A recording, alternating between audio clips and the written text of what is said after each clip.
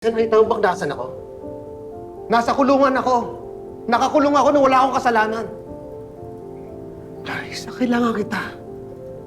Kailangan kong tiwala mo. Nandito ako kasi mag-asawa rin tayo. Hindi kita mapabayaan, Miguel.